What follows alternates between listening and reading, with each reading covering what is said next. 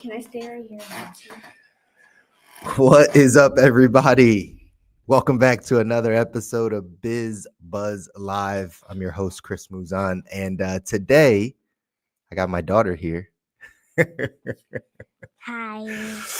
She's just been staring at me, but it's important to the conversation that we're having today because we're going to take a little bit of pause from what we normally talk about on BizBuzz because it's September. It's Life Insurance Awareness Month. So we're going to have a conversation around life insurance. It's important to pay attention to these things. It's for our loved ones, like my daughter. But stick around so we can have this conversation.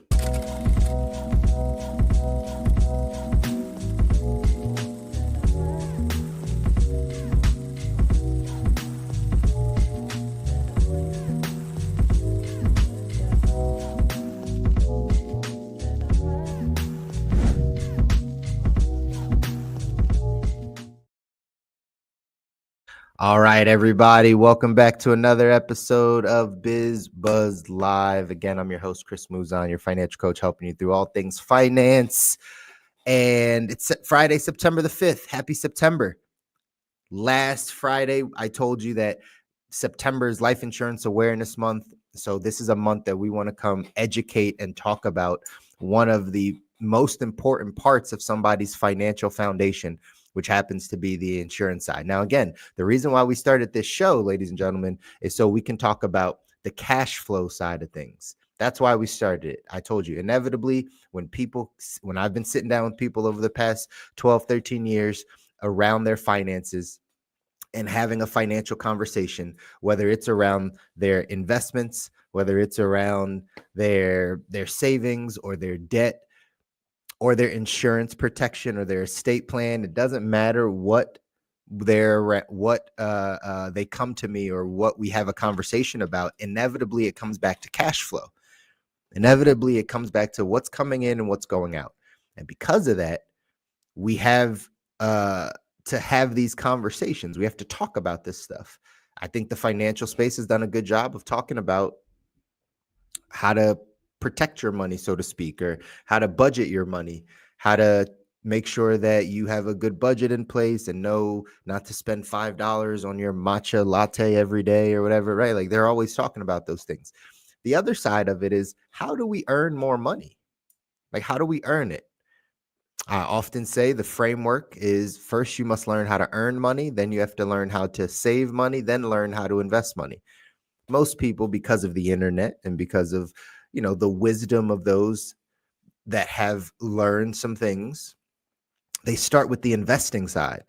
Well, teach me how to invest. Okay, I can teach you how to invest, but eventually it'll come back to, how much money do you have to invest?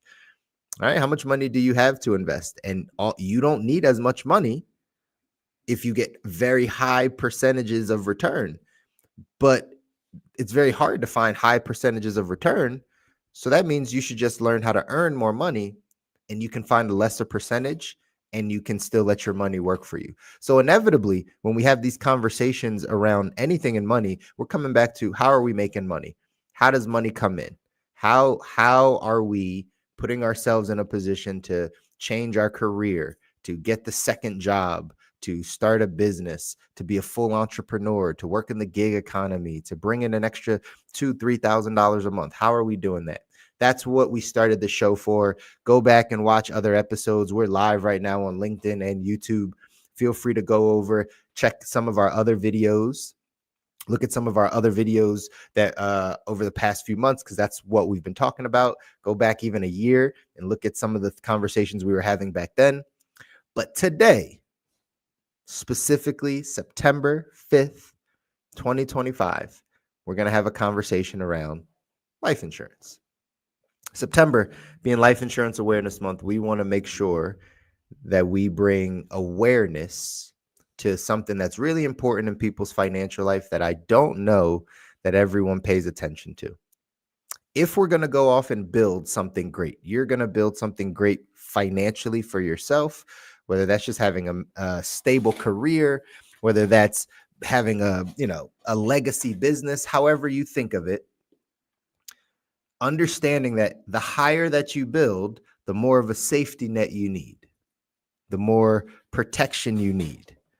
So that's what insurance is. Let me just start there, ladies and gentlemen, so you all understand the nature of insurance. Any insurance, car insurance, homeowners insurance, health insurance, life insurance, doesn't matter, is about protection. It's about mitigating risk. It's about like, hey, well, what if this happens? What's going to happen? Some of you that are high paid earners, right? High income earners here on LinkedIn, surgeon, doctor, architect, something in the tech space that hasn't been laid off yet. Any of those things. Have you thought about disability insurance? Like not just like from your job disability insurance, the short term, you get hurt at work, pays you 6 months or whatever. I'm talking about like long-term disability. You are bringing in 180, 210, $300,000 a year. You are a breadwinner in your family. If your income were not around, what would your family's lifestyle look like? What would that be? If you got in a tragic accident, if something did happen to you at work, what would your lifestyle become? What would your family's lifestyle become? And do you think about those things?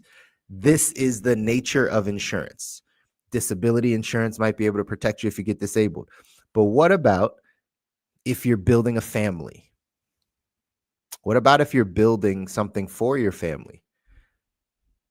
Do you have protection around that? That's a question. But that's why we talk about it for the month of September, because I don't think that enough people think about it. We take a protection first approach in finance. My chair, I really need a new chair. This chair keeps going up and down. It's like it doesn't stop. So I sink and I got to raise up. Anyway, first world problems. Anyway, these are things we should be thinking about. So today, I'm going to give you the 5 reasons why people don't get life insurance, what I've heard over time, and just being able to address a couple of these things. And this is time for you. If you're listening here on YouTube or LinkedIn, this is time for you to reflect. Like, why do I need it? Why don't I want it? I probably can add more to this top 5 reasons. But we'll go through these 5 and maybe I give you a bonus number 6 at the end. But the first reason that most people choose to not get personal life insurance is because of what they believe it costs. This is like what we call probably one of the number one objections we might get in the industry if you sell insurance is it costs too much. I can't afford it. Yet at the same time, we afford all types of things. I don't always like making this comparison. Early in the days, y'all, I'll be honest with you. Early in my insurance selling days, I would be the type of person which you've probably come across that's been like, yeah, but you have cable, right? Like, don't tell me that you can't afford life insurance when you go out to eat every other day or you have a cable bill. Why don't you just cut off your cable and buy life insurance? I used to be that person, and I'm sure you know some insurance salespeople that do the same thing or say the same thing. As I've learned maturity, as I've grown and understood, here's what I make this statement around. I always say people spend money and people spend time in the things that are important to them. Okay.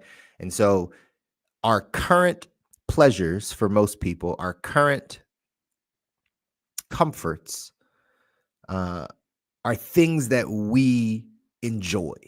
They're things that we enjoy. We don't always do what's right. This is just human beings, myself included. We don't always do what's right when it comes to things in life.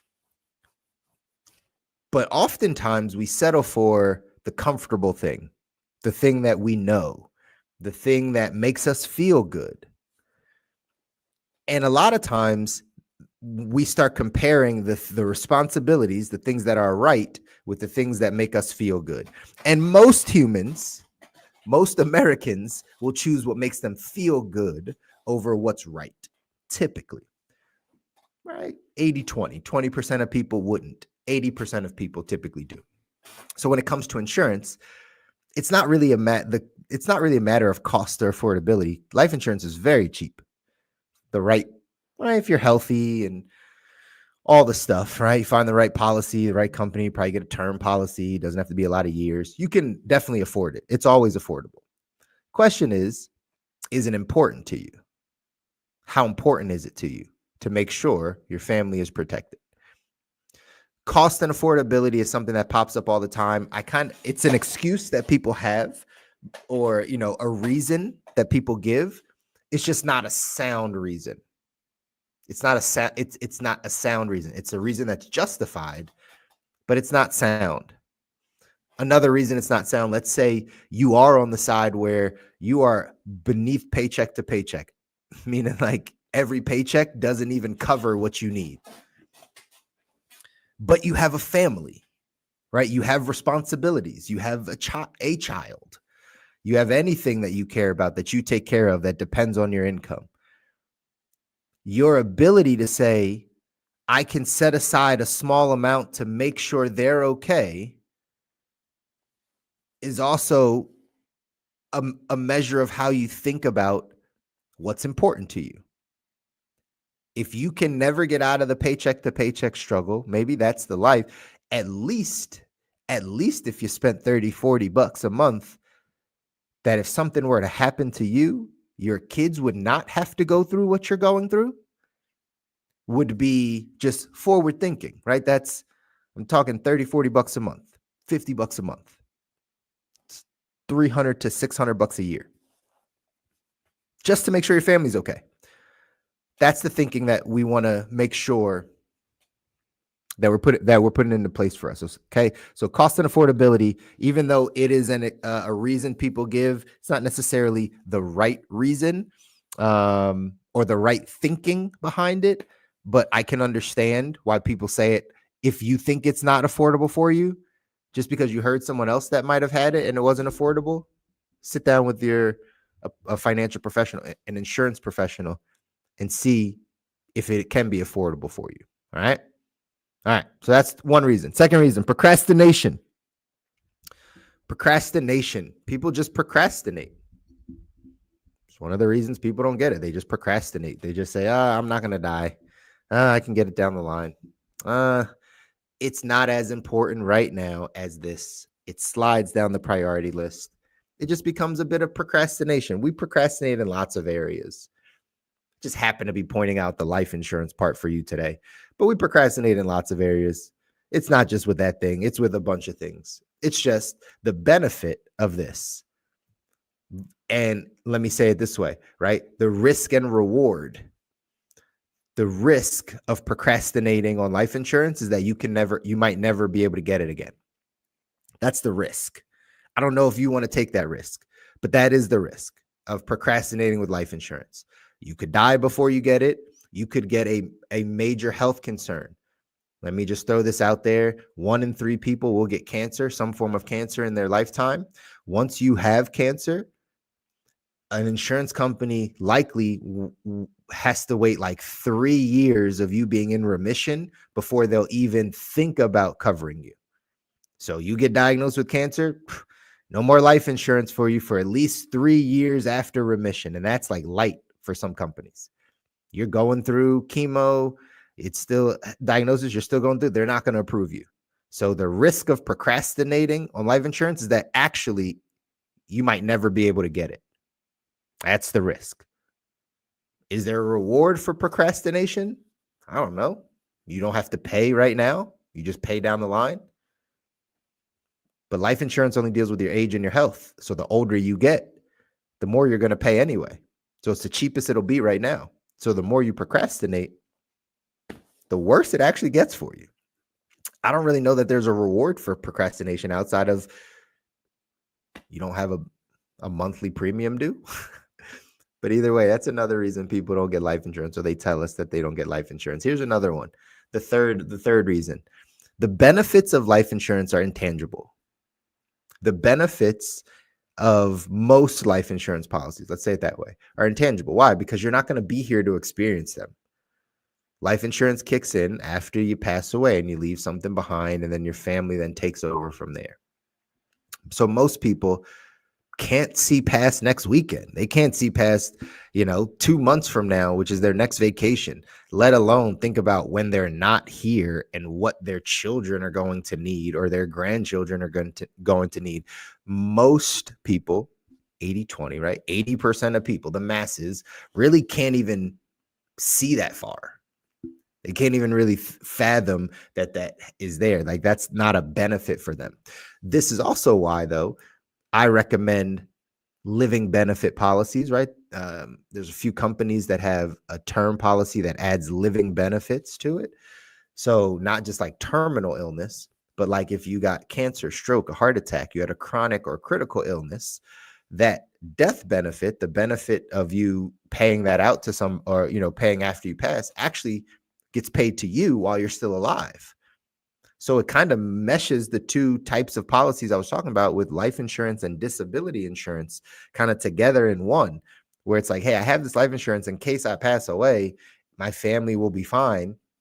But the other side of it is in case I'm not fine, in case I have cancer, or I had a stroke, or I get in a major car accident, or I have, burns from being in a house fire or something. If like I need that $500,000, that $1 million, that's for me. And by the way, this is why life insurance should be 5 to 10 times your annual income. It's not just the $20,000 thing, because that's when it's intangible, right? That's when you can't really see it. It's like, oh, I'll leave some money because I guess there's going to be something that people need. But if you can see like, oh man, my family's going to want to start businesses. My family's going to want to go to college. My family's going to want to make sure that, if there's any infertility or right, they need IVF, like that can be paid for, that their first home could be paid for. Like if you can see that far out, then those become the benefits. If you can't see that far out, then maybe just think, well, how will this benefit me? That's when you look at something like a term with living benefits, because then for a fact, in the event you get cancer, stroke, heart attack, something crazy happens to you, you can feel the benefit right away. But most people don't get it because it's an intangible benefit. Like they can't really see it. It's not like buying a house that's tangible. It's like, oh, I bought this house. See my house, see the room, see how it costs. Like you can see that. But when you're like, I'm leaving this $1.5 million behind, I'm paying this monthly, I'm paying this $150 a month for this $1.5 million of coverage. And one day,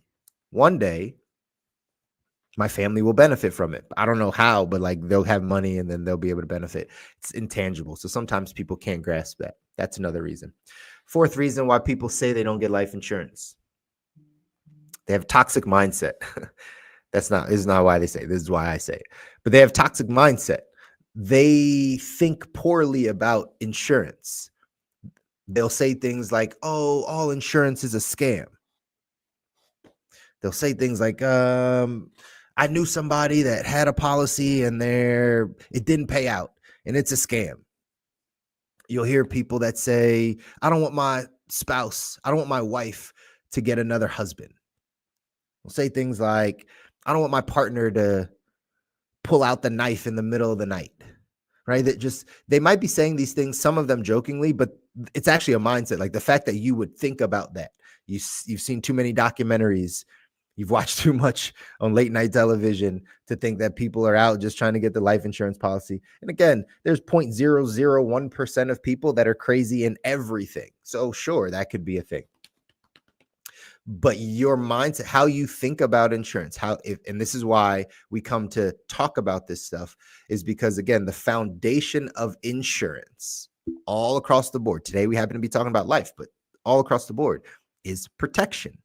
It's to protect you. It's to protect your income. It's to protect in case you get sick. It's to make sure your house gets replaced, and make sure your car gets replaced. Like it makes sure if somebody sues you, general liability insurance for your business is that they'll come in and they'll protect you. Like it's just protection.